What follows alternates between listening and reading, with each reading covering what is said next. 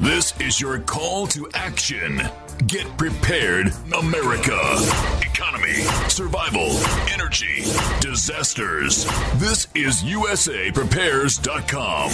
Informative radio, educational radio. Interact now by emailing instructor@USAPrepares.com or text at 434-390-7953. Class, please take your seats. Now, your instructor, Vincent Finelli. Watch the greenbacks tumble. Oh, man. Oh, jeez. Today's broadcast is pretty serious. Everyone all set? Cocked? Locked? Here we go. You dial set correctly to USAPrepares.com. We're broadcasting 2 hours a day from high atop the Missouri Ozark Mountains, and there's a link to all of your instructors on the website, USAPrepares.com, USAPrepares.com. So if you'd like to share this broadcast with friends and family, you may go to USAPrepares.com, click on Listen to Vincent GCN, and you'll be able to download the podcast for free or send links to the podcast to friends and family. Converging threats are confronted daily by your instructors. Alex is producing the broadcast in Minnesota. I'm Vincent Finelli. And currently sharing his experiences and wealth of knowledge with us today is Dr. Richard Allen Miller. Welcome, Richard Allen Miller. Yeah, good morning. I see you're a little frazzled this morning with all the things going on. You should be. There was a massive coronal mass ejection from the sun on the 20th, 2 days ago, and should have begun hitting Earth late last night and today. It'll have a massive effect on everything. Rick, I was out baling hay last night. And well, in the afternoon, right after the broadcast. Yeah. And so I was in this tractor, and I had to top off the refrigerant, which I use propane and butane as a refrigerant because I don't use the Freon products. And so I've got this John Deere tractor, and I got it so that it would cool off because in the cab it's well over 100 degrees when we're baling hay, the heat of the engine and the heat through the glass and all that. So anyway, here's the point, Rick. I was baling hay and I overheated. Steam came out of under the hood. And so it was so hot I really couldn't get to it. So I left it for a couple hours, went back to it. And I thought, you know what? I think there's a small leak. I might be able to bale the hay. Just keep putting coolant in. Well, I decided that I would get the spare parts. So I called John Deere. Now, John Deere, they're known for having parts all the time for just about anything you need. If they don't have it today, they'll have it tomorrow. And that's one of the selling points for buying a John Deere tractor, the parts distribution network. Well, they can't get a part until Monday. Now, that's really going to mess me up. Here's the point I'm trying to make, Rick. You know, this just-in-time inventory, what that really means, Rick, is just-in-time inventory means we don't have it. It's not in stock, and we may be able to get it for you in a few days after you need it. You know? It's unbelievable. That's what just-in-time inventory means to me. It's not just in time. It's way past when you need it. So you mentioned the coronal mass ejection, and the reason I'm tying these two together is I was baling hay that was not as thick as I've baled in the past. There's no reason why my temperature should have climbed so high on the engine of this tractor. Oh, well, that is, in fact, one of the phenomena that you can expect from magnetic or electromagnetic heating of our atmosphere. And it is heating. It is, the gamma ray registries are all off the charts everywhere across the United States. You can go to a lot of different monitoring, and this is going to have an effect on all of our electronic ignition systems.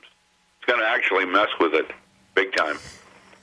Rick, one of the things that I monitor here from the broadcast is I look at the statistics, packet loss and so forth, And I was doing, before I go on the air, I'll share this with the class. Before I go on the air, I just don't jump into the studio and say, everyone all set, cocked and locked.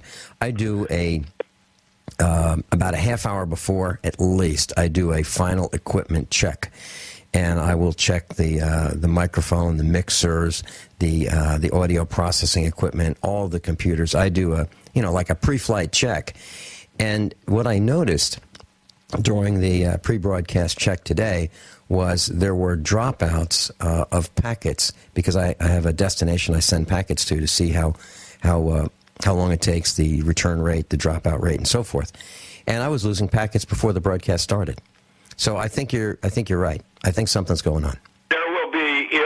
It's difficult to even estimate the effect of whether it's going to be like a Carrington effect, where it's global, or it's going to be regional or even local.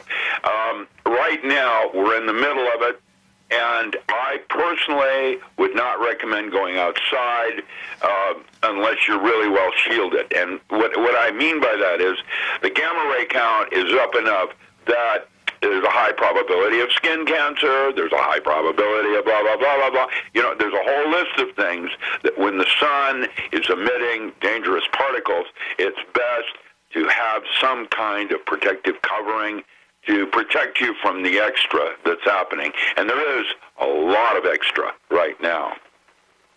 So, and it'll go on for another day and a half, probably. Great. Well, at least, at least you're aware of it. If you have to work outside, make sure that you're wearing a hat, make sure that you've got sunscreen, make sure that all your arms are covered, that you're not open and bare skin direct to the sun. You don't want to do that now. That's what a coronal mass is about. That's why they give these warnings. That's one of the reasons you want to be heads up on those kinds of things. We were going to talk about Fukushima as well.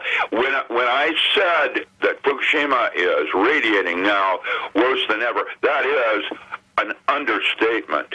And really, what it's going to lead to eventually is the fact that a Geiger counter will not measure the kinds of radiation you must know on the foods you eat. And so what are you going to do?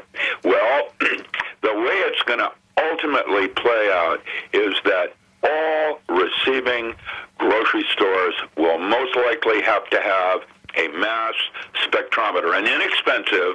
They're expensive. Right now, a carry will cost somewhere around $60,000. And so that's an expensive piece of equipment. And all food coming in will be measured by counting atoms. And you'll be counting atoms on toxicity, nutrient, and so on. And that will most likely be how the food will be priced, on what's in it and what shouldn't be in it. And that's our brave new world, where we're going to have to be far more rigorous in paying attention to where our food came from and what's in it. I personally will not eat any fish from the Pacific Ocean right now. I won't do it. Rick, I'm with you. When Fukushima went off, that was the last time the Finelli family bought tuna fish. I'm very serious about that. When it went through, the actual sonic boom from that earthquake and all of the rest of what happened, it went through Grants Pass. It dropped a whole bunch of large trees. Riverside Park had a large ponderosa that fell on one of the larger, I don't know what they call them. They're centers where they have a covered center with a whole bunch of picnic tables and cooking facilities under it. It decimated that. And that was just from the sonic boom of Fukushima. And then we started noticing from the particulate matter that came over, mutations in dandelion. Dandelion was the first point where we started seeing things up and around Michigan and so on. San Francisco got hit. Seattle got hit. Most of the radiation from the initial explosions went up into Arctic Alaska in a basically uninhabited region. We were lucky. However, today, right now, they are discovering polar bear. They're observing polar bear that have no hair, and large tumors. It is happening right now. And whether or not there's anything you can do about it, well, the nascent iodine, some of the other bioremediating foods that you can use are one way to try to get out some of the toxins that might be particulate matter in the air. If you got strontium-90 or cesium-137, I mean, that's going to mess with the thyroid right out of the gate. That'll be the first thing that starts to be a warning signal that something happened wrong, is that your thyroid starts to go sideways. Now, we're seeing that in Japan. 40% of the children in Tokyo now have thyroid problem. That's just been posted. It's unbelievable. And some of the World Health Organizations are now suggesting, as I had previous, that Japan is in a very precarious position for another. You know, what coronal mass ejections do is that they disrupt fault lines. And because of the electromagnetic bending of our ionosphere and other related heliosphere. And with that comes the problems of earthquakes. And Japan is right now on a precipice. I mean, there's between it and infinity down below. There's this huge cavern just below it. There's nothing there all the way down to the center of the earth almost. And so it's my opinion that Japan may no longer exist as a continent shortly or sometime within our lifetime. And right now we're going through the biggest solar flares in history. And while most of them are off in other directions than the earth, this one is coming straight at us and should be hitting right now. You want to be careful with the sun. Rick, when you say coming at us right now, you mean right this moment? Yeah, it takes about 2.5 days from the ejection on the 20th to reach the Earth. This is the 22nd. You should be experiencing the radiation right now. You can't see it, you can't feel it. It's there. And if you go on, there's lots of NOAA and other monitoring sites that will give you that. I've got a couple of sites. Let me grab my computer real quick. I can give you a quick site that is, it's called Space Weather Prediction Center, and it is at www.swpc.noaa.gov.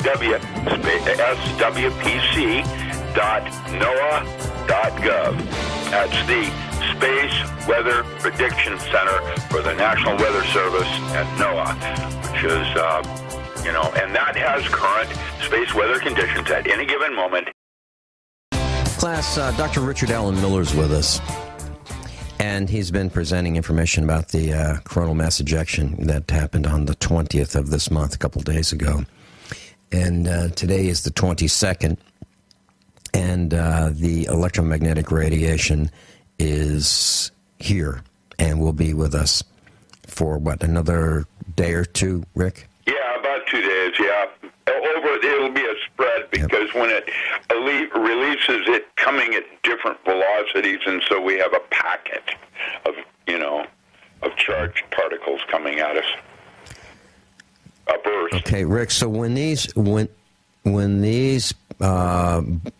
particles hit our skin, will they drill through our skin?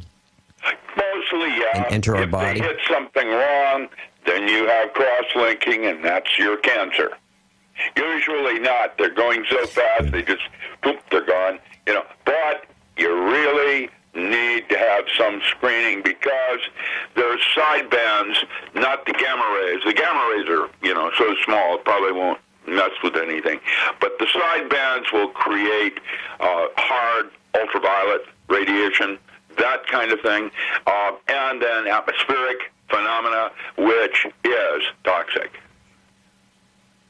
Okay.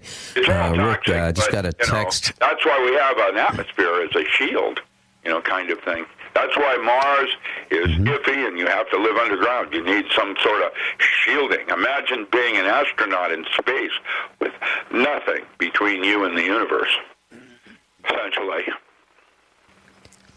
Rick, I just got a text from someone on the East Coast, and their question is, if the sky is overcast, I guess is what this person means, will that add any protection?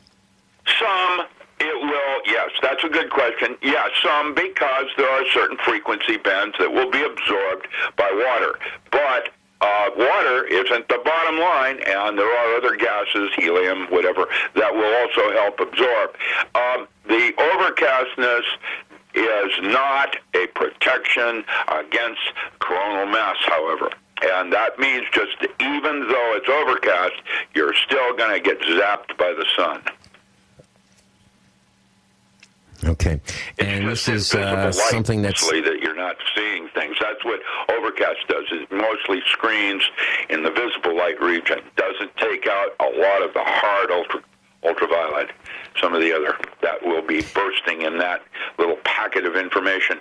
Up north, there's a high likelihood you'll see aurora borealis. You'll see a lot of play in the light of our Venus, the shielding of Earth. You'll see there won't be any magnetic shifts or anything like that. It will be mostly radiation that's going to hit everything, and it doesn't really like solid-state physics. That acts like a spike, and so there may be some, cell phone interruption, that kind of thing. Your packets of information might be contaminated, where it doesn't receive, it's distorted, whatever. That's what'll happen over Rick, the next I just got another. days. Rick, I just got another text. Will sunscreen be of any help in this particular situation with the coronal mass ejection? Well, I don't use it, but yes, it will help some. If you have to be outside in the sun, you do need to wear certain kinds of sunscreens because of the long ultraviolet. That's what sunscreens normally shield. They're not going to shield gamma rays or things like that. That's absurd. We're talking about a particle going so fast and so small that it just sees the Earth as transparent. It just zoop right through it like that. There will be other bandwidths that the sunscreen will work. Mm-hmm. Rick, I'll tell you right now, I'm looking at the screen for the length of time it takes for the packets to get to, or the delay. Let's call it the delay. It's running at 702 milliseconds, almost 3/4 of 1 second. That's slow, typically, that's 3 times, at least, almost 4 times typical for this broadcast. So anyway, I just want to share with you that it looks like that's typical. That's right. And that's why you have a checksum error, where Rick? you have redundancy and trying to send your packets of information. Rick, when we come back, let's talk about water and the relationship of radioactivity from Fukushima to our drinking water. And I'd like to share something that I learned with you about what happened to a well. We'll be right back. Rick, many years ago when I lived in Virginia, we were a couple hours away. Our farm was a couple hours away from Virginia Tech. And there was a tsunami that hit the East Coast. And when it hit the East Coast, I read a report that a water well at Virginia Tech, where the static water level was 330 feet. So what that means is if you were to measure from the surface of the earth, you go down 330 feet, and that's where the water would typically be. Well, the water level at 330 feet was common. When this tsunami hit the East Coast, Rick, the static water level came up to 110 feet, which means it rose 220 feet in the well. It climbed the column 220 feet. Now, the reason I'm mentioning this is we're talking about Fukushima, and we're talking about radioactivity, and we're talking about polluting the planet. And what I'm saying, Rick, is that the water, the potable drinking water on the coasts of the continents is connected to the oceans. Oh, yeah. Imagine that. Everything is connected. That's the whole point about getting it into our food system and now into our genetics. Mm-hmm. So now, if we know that, well, in Florida, for example, Rick, we've been pumping water out of the ground and watering our lawns and making golf courses in Florida, and Florida, the fresh water is pushing against the salt water of the ocean and the Gulf, and it's at equilibrium. But when we start pulling the water out of the ground, we're encouraging the replacement of that water to be done by the ocean. So now we're contaminating the freshwater drinking supply in Florida with salt water, ocean water. Now, the reason I'm saying all this is it's not just happening in Florida, it's happening all along the coast. So if all of the oceans are connected and all the coasts are connected to the ocean's water supply, and if Fukushima is leaking radiation into the ocean, we're going to be drinking this. That's my question. Right. Hopefully, the Earth is a good filter system. That's what you can hope for. But, when you're talking about radiation, now we have a bunch of unknowns. And the amount of radiation that is leaking from Fukushima right now is like an order of magnitude larger than Chernobyl. And 3 Mile Island was nothing. This is perhaps the worst man-made a tragedy in human history. And Japan, I actually saw an article yesterday that said that the Japanese are being told that if they smile, they won't become radioactive. Smile. Oh, man. That's Timothy Leary, Space Migration, Intelligence Increase, Longevity Extension, Leaving Orbit. I have to tell you that the whole thing is crazy, and nobody in the media is talking about it. Some of the alternative radio, but in fact, do you see this on Fox News? What's going on and why? And worse, there's, how far down do you want to go? There was a massive U.S. East Coast disaster warning near a dolphin death that exploded yesterday. Now, a massive amount of dolphin washed up on the East Coast yesterday and is now being blamed basically from something that Putin just put out, emergency situation. Let me read that story, having to do with Geological Services saying that the Virginia earthquake that they experienced, the largest in their recorded history yesterday, possibly a part of the coronal mass ejection, has set off FEMA to enact Region 3, which is Virginia, Washington, D.C. There's a bunch of little states in there, Pennsylvania, Maryland, Delaware, New Jersey, Connecticut, and New York. And that's FEMA. Region 3 is now on serious red alert. There was a massive 5.8 magnitude earthquake centered in Virginia, shook the entire East Coast, and was described as the largest quake of its kind to strike the East Mississippi River in all of recorded history. Now, there is an argument for getting rid of TVA. That's the Tennessee Valley Authority. That all of those are Fukushima-like reactors with open, spent plutonium rod pits that are open to everything. It's crazy what they're doing on the East Coast.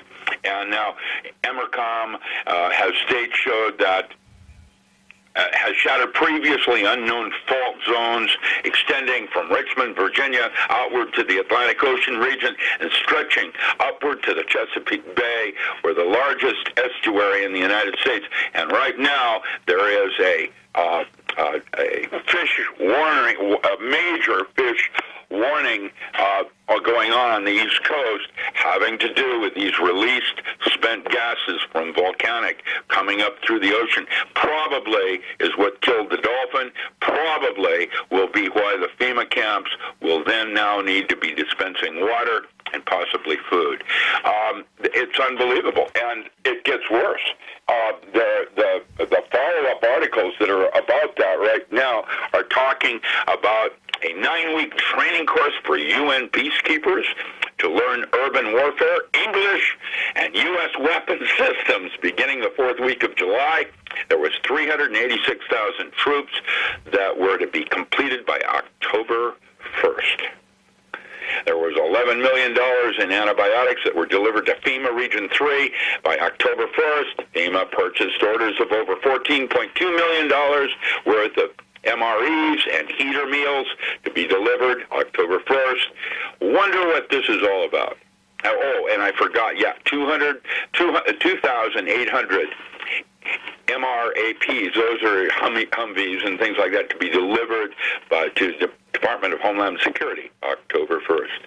They are already anticipating some serious problems on the East Coast, and it will be the East Coast that is a test to see how well it all works.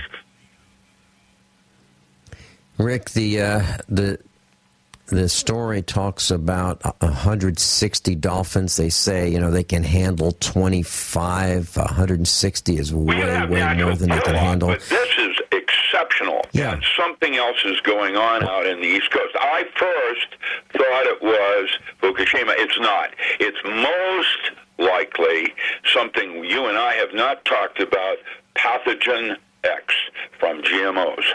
And that is most likely what it is about, pathogen X. And we can do that on the next hour. We can talk about what pathogen X is and how it relates to GMOs. It is an unknown pathogen that is now in our DNA, and I would say probably everyone that has been eating wheat is a carrier. Rick, we have animals that live on our farm. They're domestic farm animals. We have livestock, and then we also have predators that surround the farm. All kinds of dogs and cats, and I'm talking about wild cats. And Sure. here's where I'm going with this, Rick. Let's say I was irresponsible, and I took trash, whatever that trash might be. Insecticides, let's say I had, and we don't have them, but let's say I had empty insecticide bottles, and let's say I had household trash. And, yeah, that's right. Yeah, well, let's say I just said, you know what, there's a spot here in the woods. That's how you mess up the drinking water. Yeah. Yeah, so let's say that, I just went out there in the woods and I said, this is my farm. No one's going to see it. I'll just put it over here in this pile. And then some of these wild animals came and found some of the food scraps, maybe coffee grounds, maybe eggshells, maybe some fruit that went bad, maybe some bread that went bad, and maybe some leftovers from cooking. I'm just describing what somebody might put in the garbage, just in a regular garbage pail. Batteries. Right. So I just put that out there, and batteries, right. Okay, now the wild animals might sort through that and eat some of it and say, well, this doesn't really taste so good. It's close to the insecticide, but you know what? I'm hungry. Now, Rick, what about the dolphins? With all the trash that we dump in the ocean, the analogy I'm trying to draw is if I were to make a little small pile. Yes, that's a possibility. That's why you see in your local population things like rabies and rabbit fever and other kinds of, what do they call that? Avian bird virus. That's a good one to talk about. Yes, this is the reason why at some point all your grocery stores are going to have some kind of monitoring device of the foods coming in for disposition and distribution. It's going to have to measure toxins as well as nutrient, and that's probably then going to determine what you pay.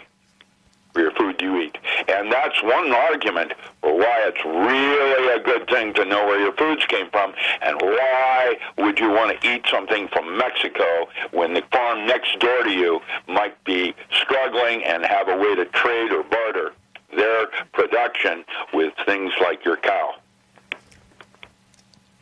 Yeah, and Mrs. Finelli reads every single label, and if she goes to a supermarket, she'll say to the produce manager, she'll try to find that person and say, "Where did this come from?" And the guy will say, "I don't know." I wonder She'll say, "Well, what let's find looks out." like when she carries a gun and does that. I love it. It's going to be a brave new world, Vincent.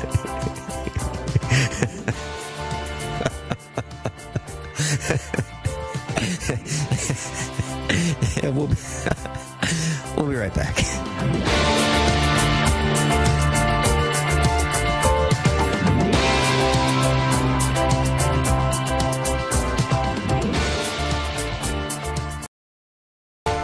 Dr. Richard Allen Miller's with us. And Rick, I'm receiving a lot of questions, and I'll try to put some of them together. We're talking about the coronal mass ejection. And one question we have is, will this potentially damage solar panels and solar panel inverters that are used on solar charging systems? These coronal mass ejections can, will, and have actually shorted out automobiles, have shorted out cell phones. Up in Toronto last year, there were like 50,000 cell phones that bit the dust just from a bunch of radiation that came from the sun. It's like an ELF spike, similar, different, similar, same effect. On a quantum mechanical level, it'll go in and take those boundary layers between gallium and arsenic and just crash them. Rick, here's what I plan to do after the broadcast. By the way, I'm going you can't shield it either. Yes. There's nothing that will shield these kinds of radiation. That's why it's so impervious and why they're talking about an ELF spike weapon, to disrupt communications, whatever. That's why HAARP was invented in the first place, was as a bypass to this kind of problem. So, Rick, are you saying that it's not going to do any good to disconnect wires that would act as antennae? No, it's not. It won't be on that level. It will be on a quantum mechanical level on boundary layers in your chips, your computer chips. That's why computer chips are said to have a half-life of only 8 years, and that your checksum errors on why some chips are no longer viable for use in accounting systems. They have errors. And with that said, it's a technology kind of like when the aliens left it, like leaving flintlocks in the pouring down rain. Why would they give us technology around solid-state physics? Originally, in physics, the direction of computers was dealing with Schmidt triggers and puffs of air. That was Corning. It went into a system called NOR, NAND logic, which is now called object-oriented. It's a more efficient algorithm than AND or a NOT, working with ones and zeros.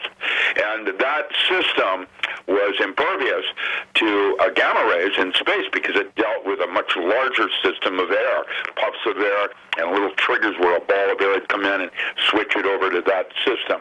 And they used to stack it in ceramics, and that was called fluidic devices. And what happened is we went off into integrated circuits instead, what we call monolithic circuitry with transistors and, converting light into energy. But to do that requires certain kinds of metals that form what we call boundary layers between one metal and another, and that's where you do your registry. And that is extremely sensitive to electromagnetic fields and gamma rays, things that exist microwave on a quantum mechanical level. It'll go in and just wreak havoc. That's what took down our telegraph back in the 1800s. That's what's going to take the grid down at some point because of these high-energy physics particles. You're talking about, Rick, you're talking about the fire that was set at Grand Central Station because of all the telegraph wires that were connected at endpoints, and the endpoints were set on fire? That's the least of it. What happens is the whole system crashes because it's been gated or, just totally shunted out. It'll ruin it with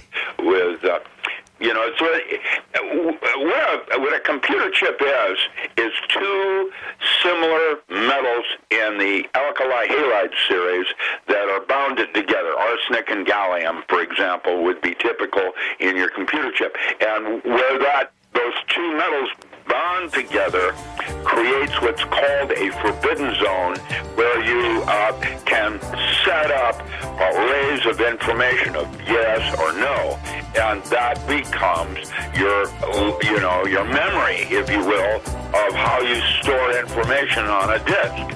Now, radiation will knock that out in a heartbeat. Rick and I will be back right after top of the hour news and commercials. Class, if you'd like to call in, 866-582-9933, 866-582-9933. Dr. Richard Allen Miller and I will be right back.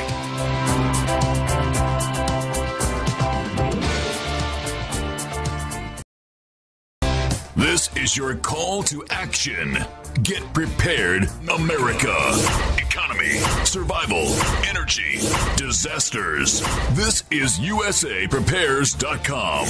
Informative radio, educational radio. Interact now by emailing instructor@USAPrepares.com or text at 434-390-7953. Class, please take your seats. Now, your instructor, Vincent Finelli.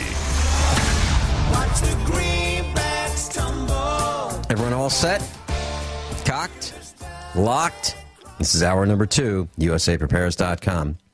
Broadcasting from high atop the Missouri Ozark Mountains. Just a quick update. The Military Antiques Extravaganza is one of the largest expositions of military items in the world. And I'm going to be there October 3rd, 4th, and 5th in Monroeville.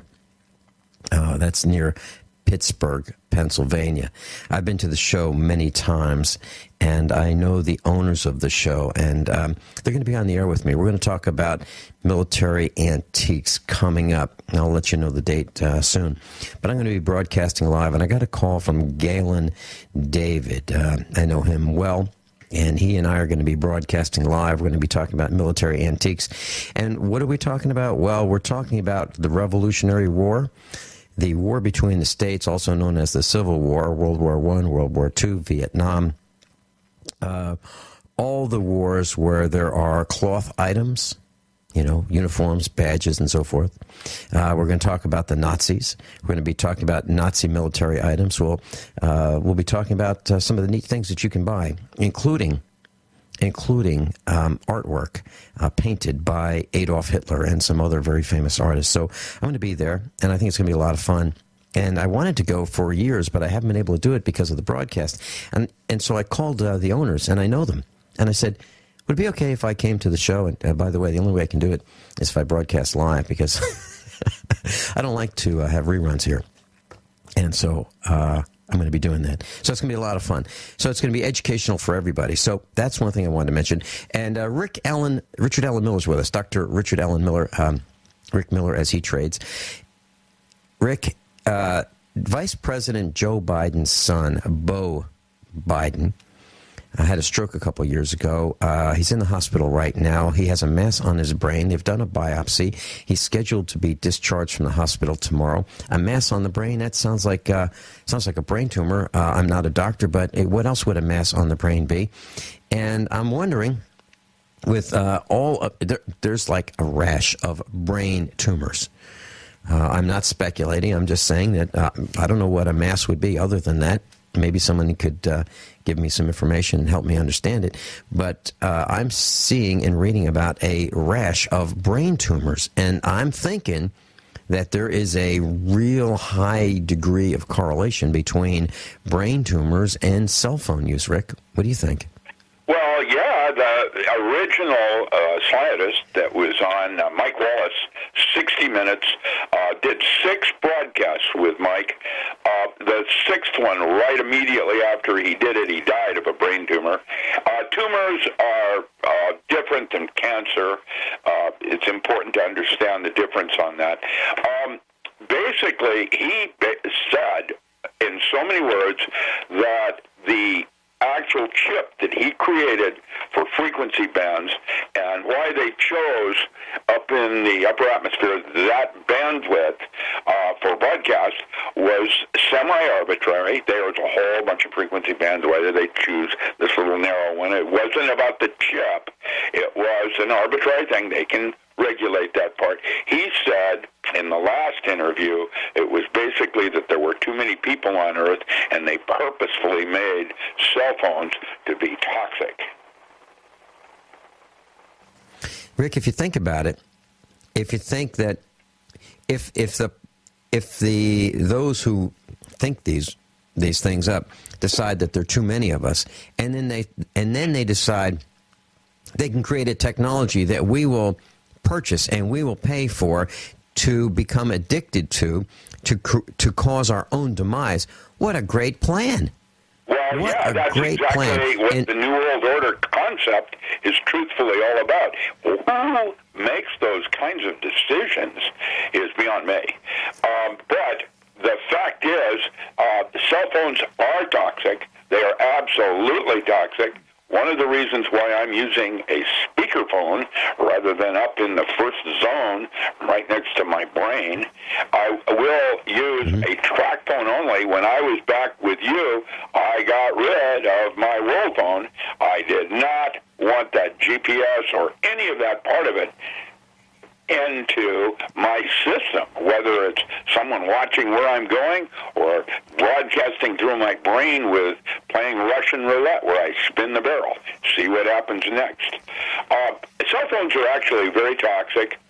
Dr. Beal is possibly the world's authority, B-E-A-L, Beal, it's out of Florida, did a bunch of absolute testing on cell phones and their toxicity. There is absolutely no question that cell phones and the newer ones, the ones that have powerful signals and are working with their own GPS so they're on even when they're off, are extremely toxic.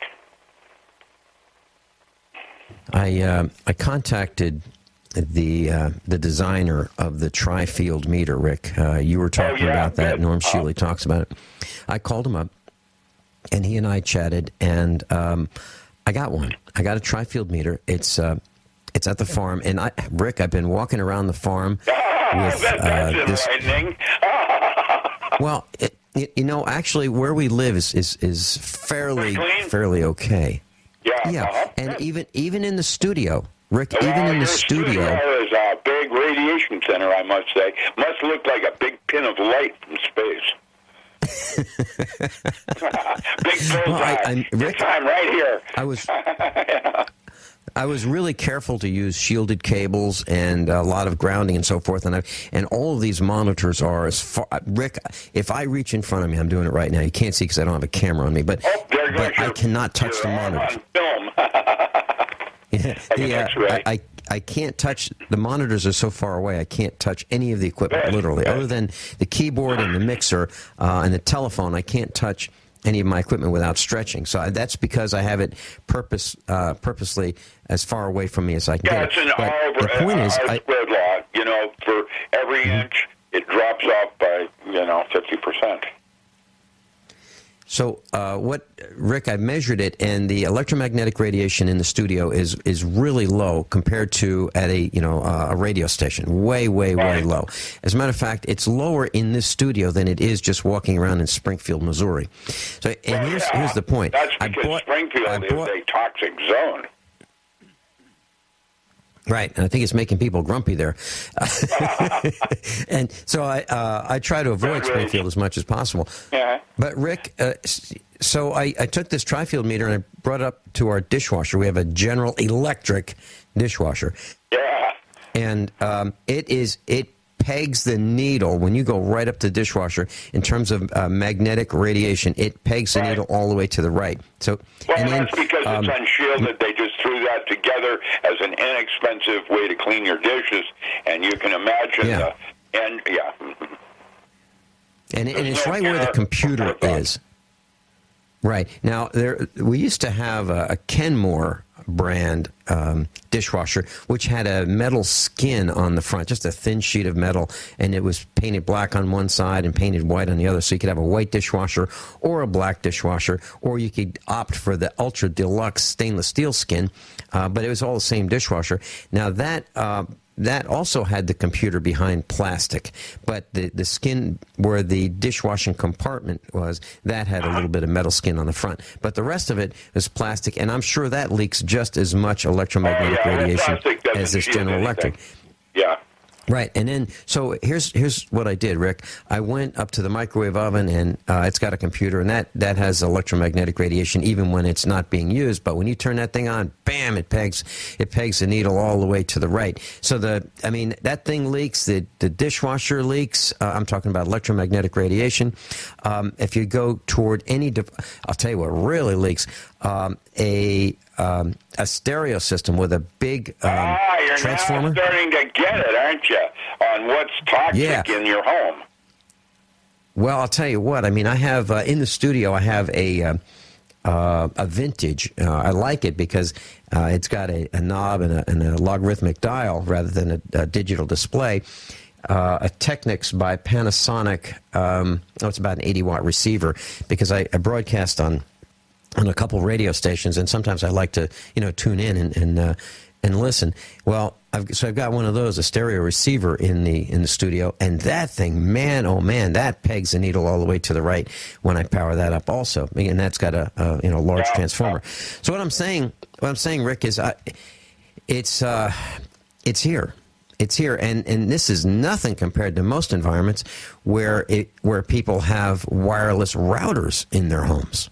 Imagine where your head is at night when you sleep. That's really, really important. The direction that your head is pointed and what's electromagnetically around it that will be affecting your dreams and your biorhythms, your what all. Well, Rick, I can tell you this. Where you sleep at the farmhouse and where we sleep, all of the cables are in metal casing. Yeah, I got you. All the cable. Absolutely. Yeah. All the Romex has been shielded. So I just want to share that with you. We took those precautions, and maybe that's why our house has less electromagnetic radiation than you might expect. You have a really solid home, too, built with rock and all of that. All of that will shield a lot of that stuff away from you, but it's still ever present. Try your automobile down by your gonads. Oh, man, Rick, I was in the Dodge. Seriously, I was... It's ever present. I just thought I would wake you up a little bit in the possibilities. What do you think of the tri-field meter for giving you a first-line defense on what's going on around you? I'll tell you what. There ought to be a page of the instruction manual that says, smiling ends now. Seriously, you turn that thing on and you... in Japan for radiation? Yeah. Right. Well, it's when you hook up this or turn on this tri-field meter class, it's going to alert you as to where the dangers are in your home. And Bill Lee will be on with us on the broadcast. He is the designer. He's the CEO. He's going to be on shortly. I told him I wanted to have him on after I experimented with this and found out how it works. Dr. Rich and Alan Miller and I are going to be back, and we're going to talk about Pathogen X. Class, I just want to give you a quick thumbnail. Tomorrow we're going to be talking about a pig kill where the Department of Natural Resources is demanding that a farmer kill his pigs. And he said no. The farmer said no. And he's facing a $700,000 fine for not killing his own animals. So there's an event coming up. I'll tell you a little bit more about it on tomorrow. There'll be a post on the website. And USAPrepares.com is going to the rescue of this farmer. There's an event in Indiana, and we're going. And we're going to alert everybody about this. The Department of Natural Resources demanding that a farmer kill his pigs, and he's not going to do it. Also, we're going to have a mixed martial arts expert on, and we're going to talk about defense by storm. He was at the meetup on Monday night, and we'll talk about how he had his student on the floor in pain, demonstrating how to defend an attacker. That's tomorrow right here on USAPrepares.com. Dr. Richard Allen Miller's with us. Pathogen X. Ricks, what's going on with Pathogen X? Well, pathogen X means it's an unknown pathogen, and that's why they call it X. And there's protocols on how to determine what they are. Now, the first thing that we need to understand is that Dr. Hoover has zeroed in on what's happening in the GMO fields. He states that the small d RNA, that means a double RNA, is dangerous stuff, and obviously UV light from the sun is not deactivating the DNA used in making the seeds, which is what biotech companies said initially. Now, this flawed science is the main reason why Monsanto is seeking protection from the government for a lawsuit that will develop from their science for profit schemes. I find it amusing that the biotech company's main defense is that if you are against unregulated marketing of GMOs products, then you must be uneducated. I remember and have on film when Obama said that he would make certain, as part of his campaign promises, that there would be, everything would be GMO labeled. And you'll notice that he has not done that and is backing away from that. And guess what? He will probably go down in history as the single most ineffectual president in our history because of that one single campaign promise he made. It's important to understand what DNA stands for deoxyribonucleic acid, where RNA is ribonucleic acid. The deoxy is the D. It's not why it is simply added on as D, because DNA is quite different than RNA. And to add a small d means it's a double helix of RNA to be distinguished differently than DNA. This is a really important concept because of what we call junk DNA, and it's not junk at all. New studies in cell research are bringing up some alarming new questions concerning GMOs, and one of them in particular makes liver failure or cancer seem like child's play compared to the garish possibilities that arise when we look at how genetically modified foods likely alter our DNA. It does. Even sound and light. We knew back then that's, how do I do it? All things alter our DNA, for better or worse. Bruce Lipton, that's a really important name. Bruce Lipton, a pioneering biology scientist, proved that emotions can change our DNA. Research has shown that even exercise or chemotherapy alter our DNA. Ancient cultures knew that sound can affect our DNA. That's why they chanted. That's why you have the Gregorian things going on, that kind of thing. New research states that we aren't even regulated to a specific destiny because of our genes. What Monsanto is doing with epigenetics is learning how to turn on and off certain switches in our body by gene alteration and GMOs. They're learning how to control when arthritis kicks in or when it does not kick in. Now imagine what they're going to be doing with your great-grandchildren. Rick, a lot of us are probably speechless right now, turning on and off your immune system. Dr. Richard Allen Miller's with us, and we've been talking about epigenetics, the changing of our DNA, and the effect of genetically modified foods, which will be able to alter our immune system. And we're talking about, Rick, that sounds can have a positive effect on our immune system as well, and our genetics. And Rick, you know, we've listened to music over the years for centuries. Music has been important to us. And if you think about it, the Nazis, as evil as they were, would go to the opera, and they would go to the theater, and they would listen to soothing music. Interesting, isn't it? Well, yeah, that's what it's all about.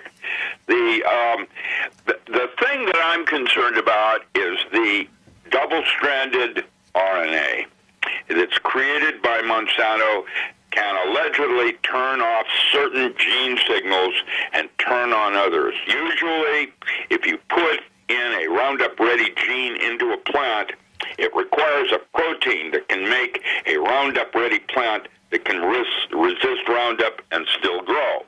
This is the old schools where, you know, you have grasses and you have mints, and you don't want to use Synbar, which is a pre-merge, stopping the ability of photosynthesis. So what they would do is Roundup Ready, which Roundup would go down into the root system and actually cause the plant to no longer be able to identify water, and stops the osmosis photosynthesis ability of the plant. It would kill, and that's why you put it down on its second or third leaf when it was starting to show, and you'd use a surfactant, which was a soaping sudsing agent that would spread it out and allow it to happen. What they did is they thought, rather than put it down on the plant, because Roundup basically breaks down into inorganic salts within 10 days. It's gone. It's history. There's no toxins left in the soil.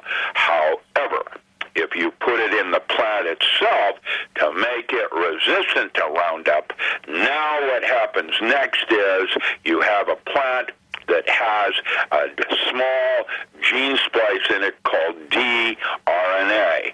And that, if that gets into the food system, and it has, then it creates what is known as pathogen X. And pathogen X is right now been identified as something as small as a virus. However, it acts like a bacterial switch. And it would appear that it is in everything. And that's because we feed our cattle GMO-ready foods, grain-fed beef. There it is. You want grass-fed beef because it doesn't get the GMOs in it. If you eat something with GMOs in it, you are now a carrier. And that's what's happening to most of everybody on the earth. And I'm guessing that's what happened, rather than the fracking thing that they're doing off the East Coast with seismic readings and things like that, and volcanic gas being released. My guess is pathogen X has gotten into the dolphin food system, and that's why we're seeing the kill-off. You certainly see it in your church with all those people with cancer. Where do you think that's all coming from? It's coming from our foods. And that's what has now been identified as pathogen X.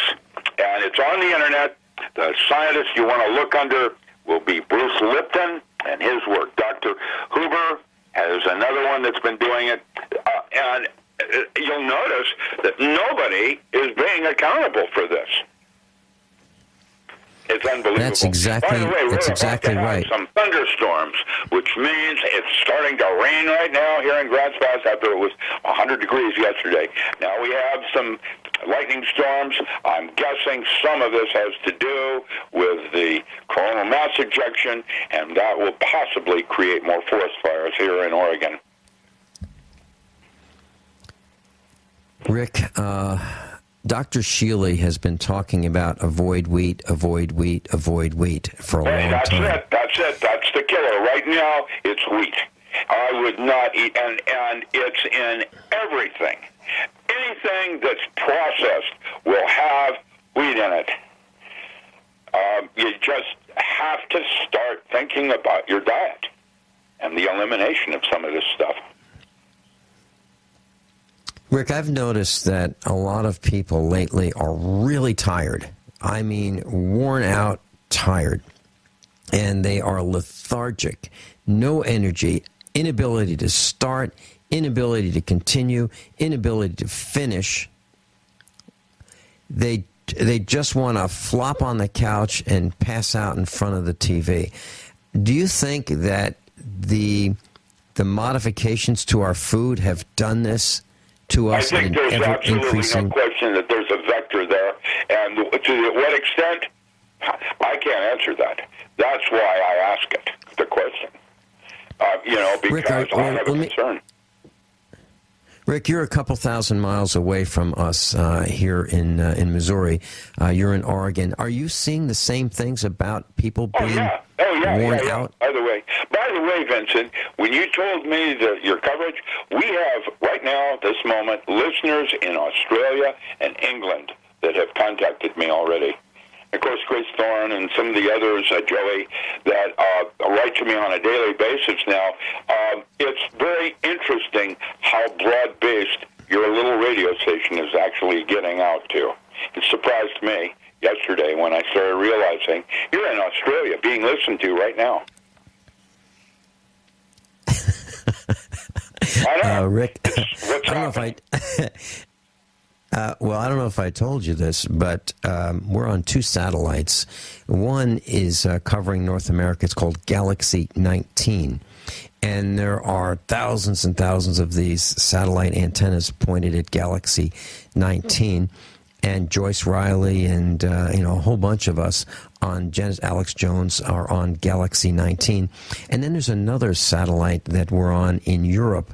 It's called EU Telsat Hotbird 13A, and it covers North Africa, Russia, the Middle East, and Europe. So that's two satellites. And of course, there's worldwide on the internet. We're on Genesis Communications Network. We get picked up by other networks. They just rebroadcast us, and then we're on 4 radio stations. So we're growing, and it's really nice. And Rick, I'll tell you what's really interesting to me is I'll get links from people who say, here's a YouTube link about your broadcast.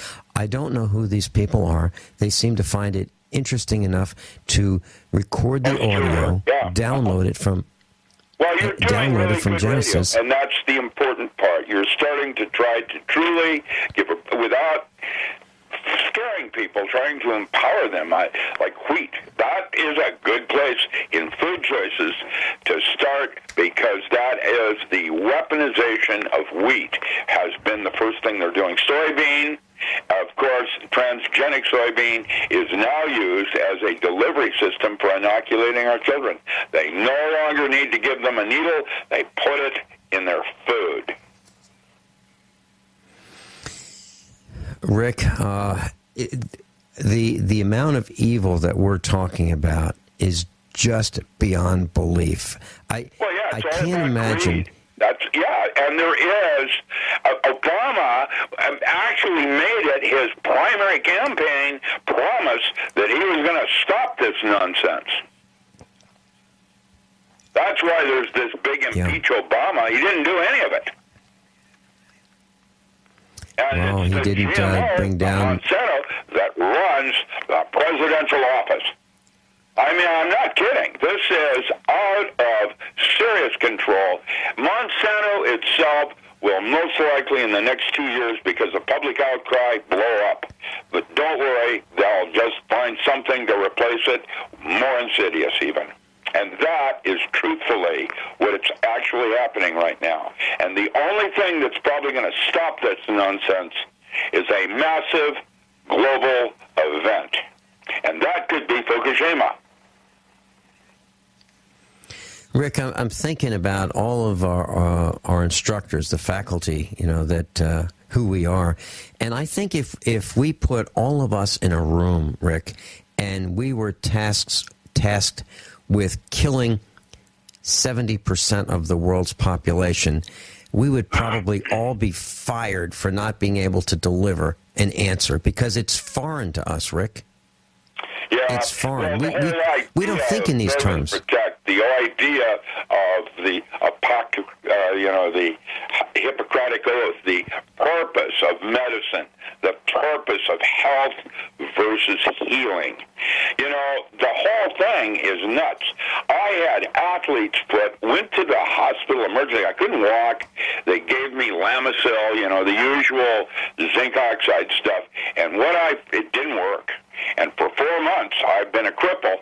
And then I went straight to apple cider vinegar and tea tree oil, and it's gone, baby, gone. Why? And I called the hospital, and I laid it down, and I said, I thought you guys want to have a reputation.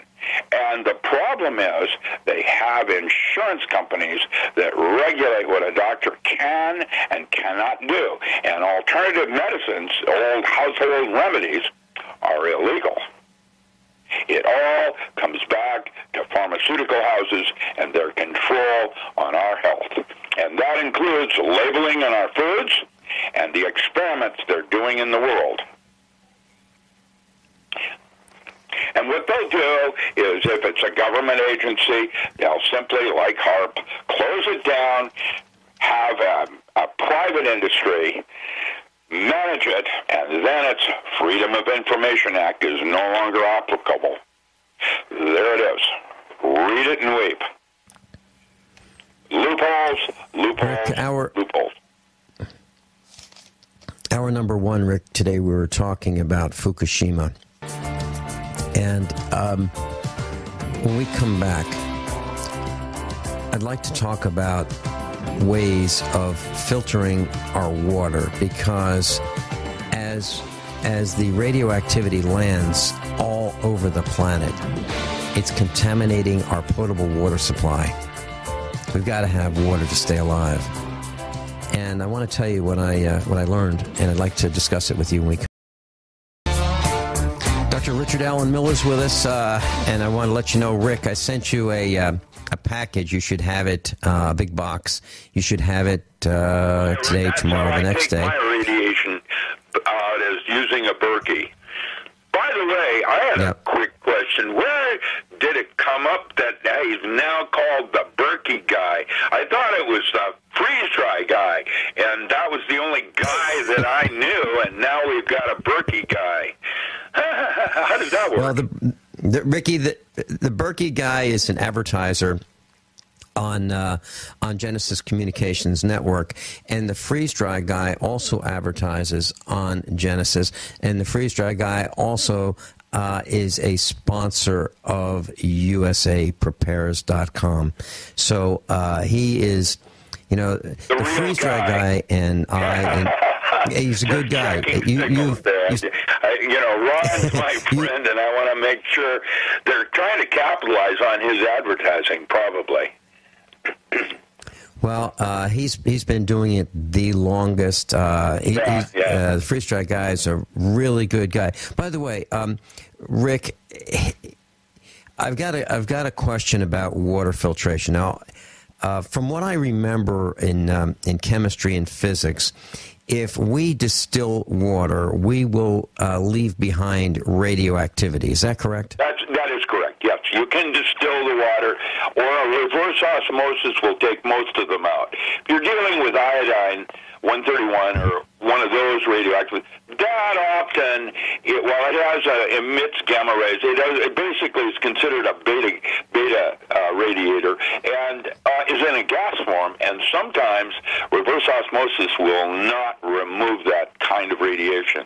However, the amount needed to cause trouble in a child is, a couple thousand glasses, that kind of thing. So there is some hysteresis in terms of exposure. It's going to take a little bit of exposure before effects are starting to have effect on you. Plutonium as a different matter altogether. That's the one I'm worried about. Yeah, now, the plutonium in the seawater. Yeah, so one atom of plutonium is a killer for a person. That's just one atom. correct. And the only way you can measure that, you couldn't measure that with a Geiger counter, but you certainly can do that with a mass spectrometer. And that's why I am saying that probably in our distant future, when we're Cyber City and gone William Gibson with Johnny Mnemonic, and we're living in that world, that will probably require a mass spectrometer at the back end of every grocery store measuring the nutrients and toxins, whether they be chemicals, GMOs, whatever. We'll be measuring those, specifically determining what you pay for what you buy. Rick, I was on the phone last night with a company that manufactures a water filtration product with the lab test that they can remove radiation from water. Well, most radiation, not all radiation. Yeah. Most. Yeah. Radiation. Yeah, because remember, iodine, for example, is in a gas, and a filtration system will not catch that one. That will have to be done with, distilling it, whatever. But a distiller is a simple thing to build. So it's not that difficult to do that.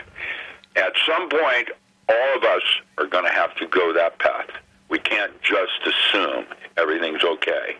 Right now, the water in Grants Pass has H. pylori in it. If you drink, unfiltered water, you're going to get a bacteria in your gut that's a little warm from the sanitation plant, and it will cause indigestion, make you think you've got ulcers or something like that. Rick, for those who want to get in touch with you, buy your books, oak-publishing.com? Yes, that's correct. And then, of course, richardallenmiller.com is being rebuilt as we speak. It's going to be a completely different look than the old website.